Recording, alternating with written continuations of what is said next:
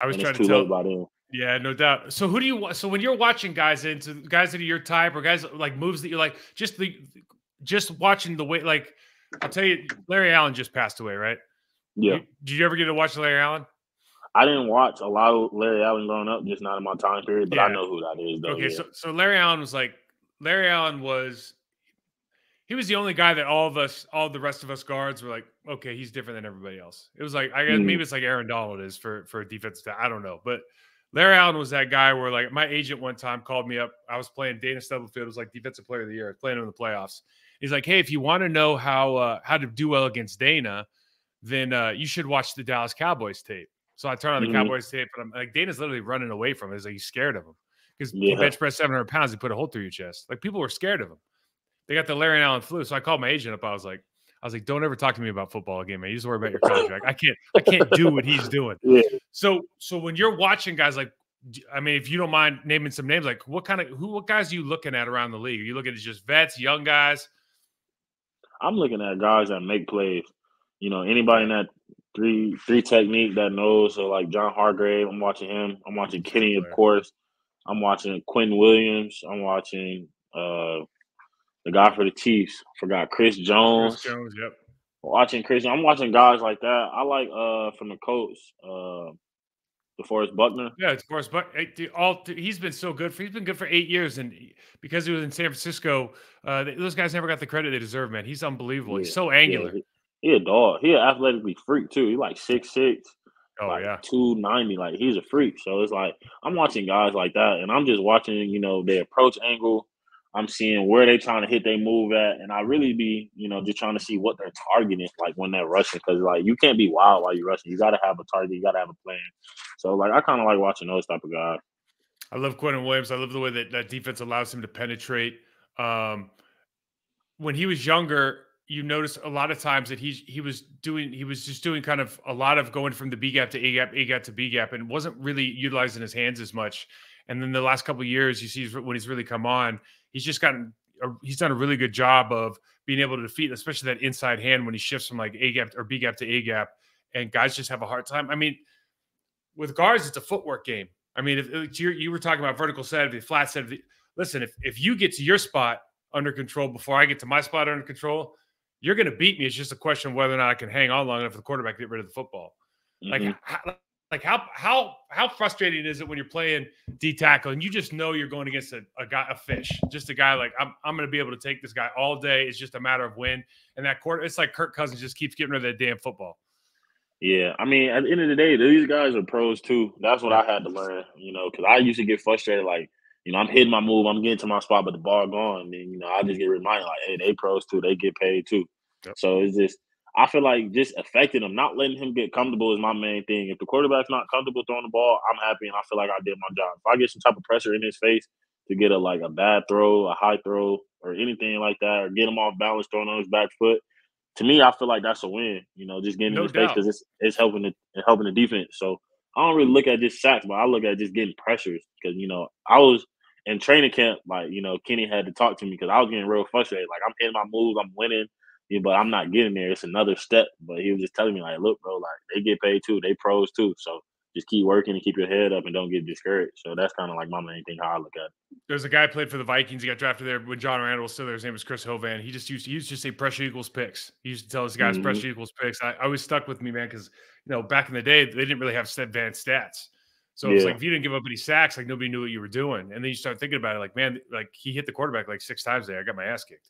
You know what I Yeah. mean? It's Yeah. you gotta, as offensive defensive linemen, it's like you have to relish the times that you win and not think about all the what ifs and what could have been and all that kind of stuff. Cause like we don't really have, like you have sacks, I have sacks given up. Like we don't have production things that really dive into it. You guys have it a little bit more now, but you got to be able to look at the game as like, am I affecting that game? Like to your point, or am I Yeah. not?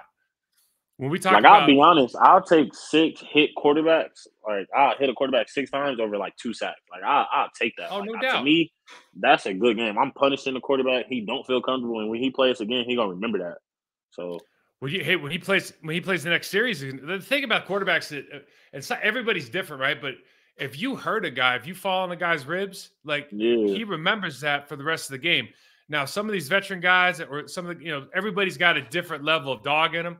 But if you hit a guy a couple times, I mean, the best quarterbacks in the world, you hit them a couple times, they're throwing some balls up early. I mean, it just is Yeah, how it is, exactly. no Hmm. doubt. And you can get the thing that I think the thing that's great about football now is like it's not as violent as it used to be in the way that they celebrate violence. But if you continue, like if a defensive tackle, defensive end continually wins and gets hit on the quarterback, like they're going to show that replay, and like people, you're going to become a household name without Hmm. you might not have a sack in the game. You got 6 knockdowns to your point, like people are going to walk away, go to their dinner table, and talk about Karl Brooks, which I think is Yeah. something they didn't really do years ago. So just having that awareness, I think that's one place where like Amazon Advanced Stats and all that thing has actually helped the game a lot as far as playing in the trenches. Yeah, most definitely. All right, I want to talk about some guys, and it just I don't even know if I want to call it. This is not calling these guys, but if it's okay with you, I'd love to just talk about some of these different ways you like to win, or how you think about approaching guys. So like Ed Ingram's the right guard for the Minnesota Vikings. Hmm. He's I think he's going into his 3rd year now. When you play, you know who I'm talking about? You talking about left guard, I think he's the right guard, and I think right it's Ed guard? Ingram. Yeah, the right guard. Hmm. I know what you talking about. So he's kind of a flat setter. So when you see a flat set guy, the guy that likes to throw, what are you thinking? If you get, let's say, you're going to get five, 6 rushes on this guy, what are you thinking in that game? I got a flat set guy. This guy's going to try to throw hands, but he doesn't like to punch and extend. He tries to play me in close, so I'm going to be able to get my Hmm. hands on him. Like, what's your thought process? I just feel like guys that want to play close, they want people to bull rush. They want people to get into their body so they can, Mhm. to like kind of wrap you up. So for me, I feel like just speed off the ball and then like just bull flip. But I don't want to get nothing too much away. Yeah, Give me yeah, yeah, confidence. yeah. Yeah, Okay, well, but let's just do this because they're on your yeah, team. Elgin Jenkins is good, right? He's yeah. just like, and why is he good? His feet, like he keep a base on him. He can move laterally quick. He can stay with you, and then he can change up his punches. Like he just don't throw the same punches over and over like most guards do. Mhm. Like he'll give you an in out. He'll give you a 1-2. He'll give you a 2 hand punch. He might give you a little quick set here and there. It's like he changed up his sets. So that's what I feel like makes him good. Do you find that you win when you watch defensive, because this is actually this is a point of contention sometimes with different offensive lines and offensive line coaches. If I pull data on every time an offensive lineman gets beat over the course of their Hmm. entire career, they're going to get beat the most when they're not doing their core set, when they jump somebody, when they mix Hmm. like when they mix it up, That's when they that's get what in trouble. that's Yeah. when they actually get beat, right? And so as a defensive tackle, to your point, like, yeah, he mixes it up, but also like a lot of guys lose then. So would you rather see a perfect set? I'm trying to think of a guy that just has a guy that just has a perfect set over and over and over, or do you want those guys who are like maybe going to give you a little tip? He's gonna try to jump set you every once in a while, or do you want to see that guy? Or I mean, I'm talking if you're playing a good player, not just Hmm. a guy who's like his set's not very good, but if you're playing Hmm. against a guy who's just and he's going to give you all these different looks, do you feel like you can capitalize on that sometimes, or are you just like I want to take that guy who's got the same set every time and see if I can build on that? If a guy got the same set through a whole period of a game, it's gonna be a bad game for him. So I feel like for me personally, if you change up your sets, but sometimes I like when guys like quick set me because if I beat you at the line of scrimmage, there's no way you recovering from that. Mhm. So if you quick set me, that's cool. But if you a guy, I feel like that keep the same set over and over, and you Yep. let me go to the sideline and see it on the pad, and you got my coach in my ear telling me about moves and this, that's a Mhm. bad game because Yeah. I'm gonna attack that and I'm gonna see it. Like if you the same setter over and over and over again, I'm just gonna build confidence and then I'm gonna start winning after that one. But if you change up your sets, quick set here and there, but if you jump me, I love that too though. So it's like I don't know. There's no winning. There's no winning. There's No, no that's good. winning. That's the mentality, man. It's like as an offensive lineman, when you're thinking about how to. What stood out for me last year when I watched you was you just I don't know if it's a sixth sense or you just watch a lot of tape, but you just kind of understand where the ball is. I don't know how to explain it, but I don't know. Do you feel that way about yourself? Like you just have a nose for the football. Like it just kind of turns out that you end up and the ball's right there. And it's Mhm. because you're working, but it's also like there's this instinct where you got to go down the road left to right. You always go left, and the left happens to be the right way. Yeah. Um, when you're an offensive lineman and you start looking at guys, you're really trying to figure out like, can I get to this spot? And can my shoulders be square? Can I keep my distance from him? Can I do all these things? And Mhm. so if you have a way to make that not happen for me, whether it's because you can threaten me with speed, whether it's because you've got a really good jab inside move that makes me stop my feet, whether you change up the way that you line up in your stance so that like your angle towards me a little bit more than others, so I stop moving, I open up early. Like you have all those things in your arsenal, in addition to all your chop club rips and all the other pass moves. But Mhm. it really just becomes this like it really just becomes a footwork game, and we everything else we do up top with the hand fighting and the bull, like it's all like a reflection of, have you gotten me to get my feet in the wrong place? Right. So is there a guy this year, or there are any guys this year that you would say like, I had a really hard time getting him off his spot? Like there's just guys that are just very, very Yeah. consistent with. I mean, and Jenkins, I'm sure Elgin is probably one of those guys because he sounds like he's so good with his footwork. But are those guys in the league where you start like in your D line room, you start categorizing or talking about like, man, we really got to figure out something clever to beat this guy because he's a little bit different than the rest of them. Yeah, most definitely. You got some good guards that that I just went against along like the Chiefs game. The right guard, I forget his name. Right Yeah. guard though. Yep. Yeah. Smith. So Yep. Yeah. Yeah. Smith, yeah. Yep. So him, it was just difficult to get him off his spot. And then he a big guy, wide guy. So it's like, he He's not looking really for fight too, isn't he? yeah, he looking for it. So it's Yeah. like for him, I feel like, it was hard getting him off his spot. We didn't have to game plan or nothing, but once I got my feet wet, I got my feet wet. But for him at first it was difficult. And then I would say the Cowboys game, their left guard. Oh Is yeah, yeah, the young guy. I'm yeah. forgetting his name, Smith. Smith.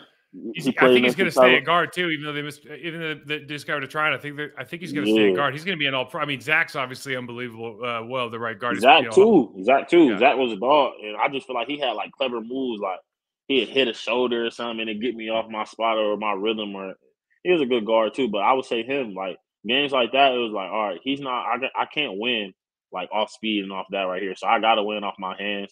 I got to win off my bull pulls and my flips and scheme wise stuff. Like we'd game him up a little bit, and then just so he can be unaware of other things coming. Like, if he feel like a me game's coming or now it's a straight rush, like he gonna be honest about it. You know what I'm saying? So just hitting them with just changes and curveballs, and then when you get that straight rush, then you can really attack the way you want to. So just a little change ups in the game, but I feel like those are the two guards, or really three. Zach, both of the Cowboys guards, and then the Chiefs. That was like really like, all right, these some good guards right here. I got to work something up. yeah. Those guys are great players. They're fun to watch on from my end as well. When you're Carl, when you're in the training, or when you're in the meeting room, meeting with the defensive line coach, the assistant coach, even with the players, are you guys building a book on different players and how to attack them? Because some of these guys you see twice a year, but a lot of these guys you're going to see every season. Especially you talk about the Cowboys and some of the teams that are higher ranked. Do you have a book on these guys? Have you started putting a book together and kind of figuring out like, let's go back on my notes? And I love what you said about Kenny's writing everything down, even though he doesn't have to. Because like Yeah. that's it's such an easy reference. Like right before practice or a game, it's like literally I just wrote hey, how am I beating this guy again? Let me refresh myself in my mind before I get out there so I feel even more confident. Are you starting Mhm. books on these guys? Like how does that process work? In the starting with like the in the actual D line room. So basically, we'll all watch the tape together. Then you'll go Yeah. home and watch the tape. But you already got some in your book, and every time you see something, you just write it down. Mhm. You just write it down, and we all break down the film together. And then when the day comes, when we got to talk about it, we just just say to each other out loud just what everybody thinking. Like, hey, I like this move against him, and I like this move here, and I feel like this can be really effective. And I feel like he struggles with X, Y, and Z, and I feel like that you just hear it and then you just write it down. You make mental notes of it, and then by the time game time come on Sunday, you better be ready. Ain't no going on your notes on Sunday. That should already be programmed. I feel like to me, already programmed in your head before kickoff even starts. So you should already know everything about this guy, like how he sets, how he shoots. You should already know all that. So I just feel like during the week, it gets stronger and stronger and stronger. There's other things, you got to worry about the run and what they like to do and how they like to attack. But I feel like on them days where it's like pass rush, like oriented and getting after it, you already got everything. And for me, last year I already kept all my old notes. I might not Beauty. play every team, but like every team in our conference that we see twice a year, I already got all that, and I ain't throw that away. I still got it, and I'm sure when the season come back around, I'm gonna look back at it, and then I'm gonna see what's new on the film too. So I still got it. I still got all my notes from last year. Part of the process every year, man. So you guys got a new DC, a couple of new staff members on defense. The vibe around there is a lot. There's a lot of confidence on that defensive side of the football right now. Not that there wasn't last year, but it's like you bring in new blood and everybody feels good about what's going on. Like without getting too far into the scheme and all the details, just what's the vibe in the locker room now? Everybody's excited about the opportunity. Man, we excited. We love the new scheme. We feel like it fits us as players. We love it. Happy's just a good guy too. He's a great DC. He's a guy you want to go out there and play for and give everything on the line for too. So I just feel like he's just a great person. Everybody love the scheme. It's all about sacks and TFLs. It's all Yes. about penetrating and getting off the ball. So we can't wait for that. Now, one thing Hafley did a great job of, I think, when he spoke to the media, is he really just started talking about the fundamentals and getting back to them, and just how important it was that he teaches that. Is there, um, have you found that there's an emphasis on maybe the details of the game at your position? Maybe you're spending a little more time on that than the last season. Uh, really emphasize taking the ball away. I feel like Perfect. so we do some type of drill every day, just taking the ball away, creating turnovers, creating havoc, and really just getting after it. He's real consistent about that. He's real big on that. So I'll say that's probably like the number one thing that he preaches every day, and it doesn't matter what type of day it is. He's gonna preach taking the ball away and giving it back to our offense. So that's probably like the number one thing right now. Who do you think the best D tackle in the game is right now? Best D tackle in the game, not named Karl Brooks. Best be talking in the game right now. Uh, I say Kenny Clark one, Chris Mhm. Jones two, Okay, I'll buy that. uh, Quentin For, three. for guys that don't like for people that don't understand understand why stats don't always tell the whole story. Can you just They don't. explain why? Can you just explain why? Because I Kenny's great. Can you explain why Kenny's so good? Just natural leverage, and it don't matter if you send two, you send three. He gonna penetrate. He gonna stay in this gap. He gonna maintain his leverage. He gonna stay low. He gonna get the offense alignment off levels. So it's crazy. He got a bag in his pass rush move. He sets his pass rush up with power, and then he goes off that. So it's like I don't know, man. You really can't beat it. And I feel like I'm a little biased because I see it every day Yeah, for and sure. stuff like that. But just to see how he worked in last year, so it was just crazy for me. I think Kenny, like I've always said this, man. Like I felt like Kenny got like obviously being in Green Bay is amazing, and he's done so, and like he's got awards, he's been paid, he's like, everything. But like, can you imagine if he would have been in a penetrating three technique from the jump? Like instead of you know what I mean? Like I always say, man, Yeah, what if he would have been a like in a penetrating defense at three technique from his rookie year? Like that would have been his numbers could be ridiculous because you never people don't know. understand how quick he is. People just Yeah, for a position he plays, how big he is. Like what's he walking around at? Is he walking around at like 310? around there. Yeah, Yeah, around there. for as quick as he is, I mean it's not even fair, man. It's not. He's a special dude. All right. Well, last question for me before I let you go, man. And again, I really appreciate you having you coming on. No, definitely Karl Brooks will have X how many sacks in 2024, 2025? double digits. Yes. Double Let, digits. let me That's what ask I'm you that. shooting for. I do have one more question off that. All right. When you come off a season, you play so well, and it's like again, I know you don't feel this way, but look, I play 11. I've been in the round NFL for 30 years. You just you look like you belong from the jump, right? And I know you Hmm. put a lot of work in, and it's not like it's not a mistake that you're there, right?